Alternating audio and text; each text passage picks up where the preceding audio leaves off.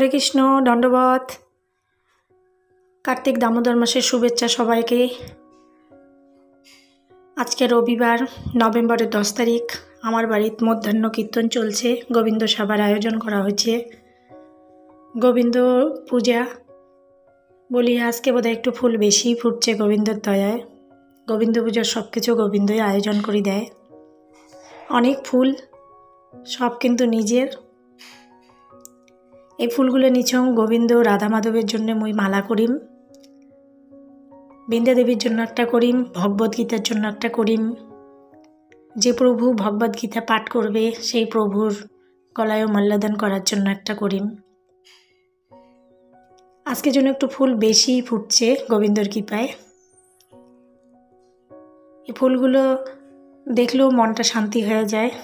আর মালা গোবিন্দর জন্য, রাধা মাধবের জন্য বানিয়া মনটাও একটা অসাধারণ আনন্দ তৃপ্তি লাভ করে।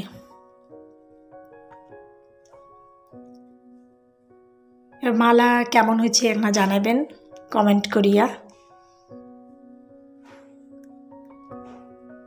ফুলগুলো দেখিও মনটা ভরে যায়, এত সুন্দর ফুল।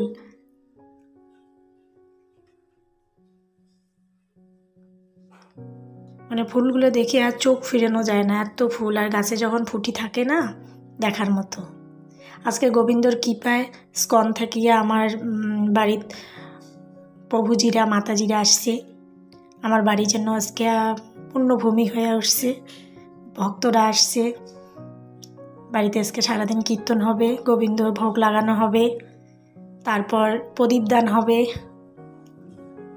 শেষে প্রসাদ বিতরণ হবে।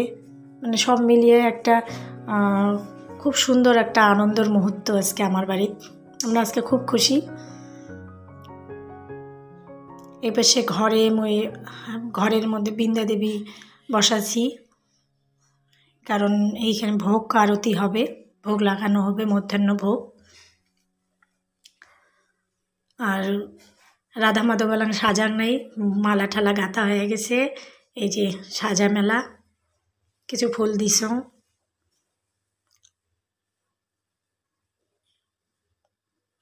কেমন লাগে ধরছে ঠাকুর দর্শন করো সবাই।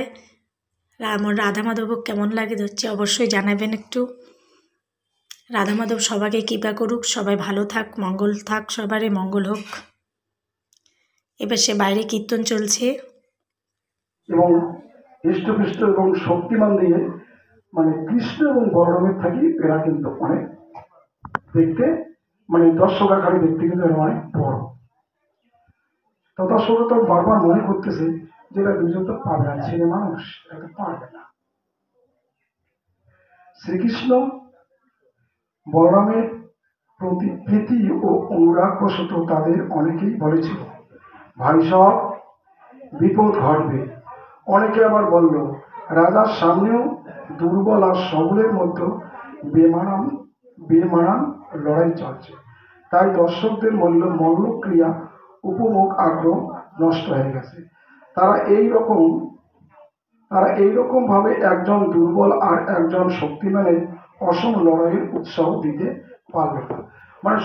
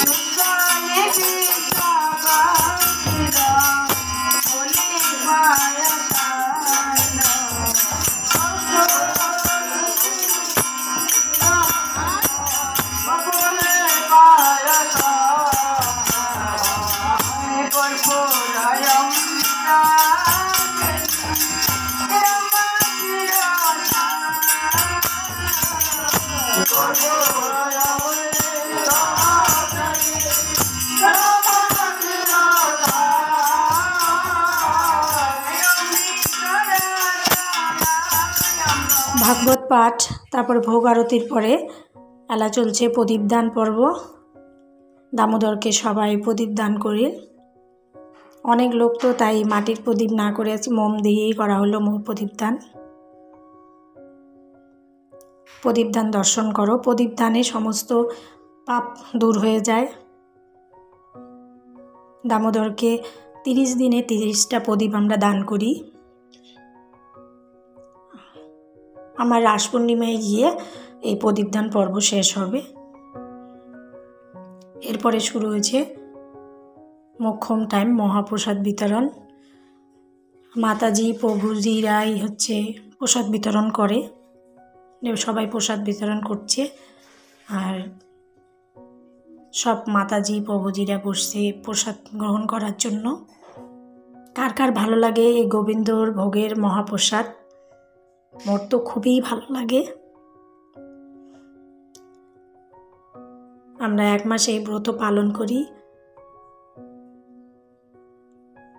আর এই মহাপ্রসাদ দর্শনেও নাকি দুর্ভোগ কাটে, আর গ্রহণ করলে তো এ তো অনেক ভাগ্যের ব্যাপার। হরে কৃষ্ণ, সবাই ভালো থাকবেন। গোবিন্দ সবার মঙ্গল করুক, শুভ করুক। ভিডিওটা ভালো লাগলে অবশ্যই লাইক, কমেন্ট, শেয়ার করবেন।